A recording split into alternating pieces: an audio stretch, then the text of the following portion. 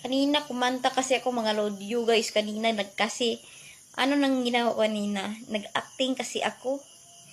Sabi ko, lights, camera, action. Sabi ko, cut, cut. Ngayon, kaya para akong nag-director. Mahirap gawin kung hindi ako mag-live. Ngayon kasi ako mag-acting. Dapat kasi mag-video ako puro TV. Kasi wala kang reaction video, pwede sa TV.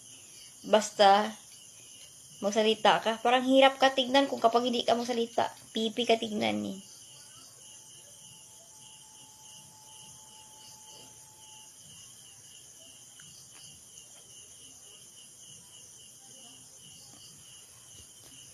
Ako gusto ko mag-live sa Facebook. Pahinga kasi ako ng Facebook. Ganyan yung mga lodi. Grabe, nagpa-music naman.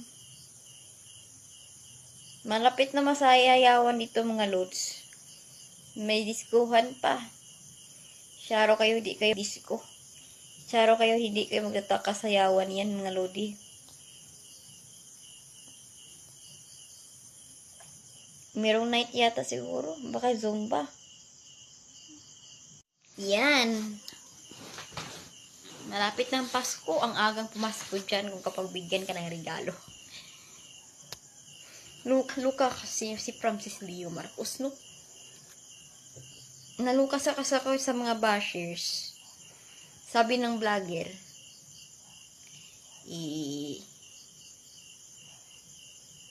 si Diwata ay ano daw, malaki daw ng ulo, sabi ni Francis Leo Marcos. Hay, iba-iba yung salita niyo mo mga bloods. Bakit kayo galit-galit kay Diwata? Walang dahilan nga para magalit ka.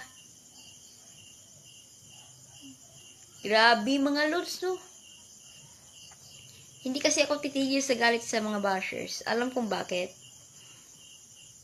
Galit-galit ako sa kanila dahil puro yan sinasabi, wala nang kumain. Ano-ano pa. Laos na Diwata. Kasi naluka kasi ako sa mga bashers, pinagtawaran ko. Paano ko siya patulan nga? Walang dahilan nga eh, magalit siya. Bakit galit-galit kay Diwata? Walang dahilan nga eh. Hindi kasi ako kapag sisiraan ko sa mga bashers. Hindi ko patulan yan.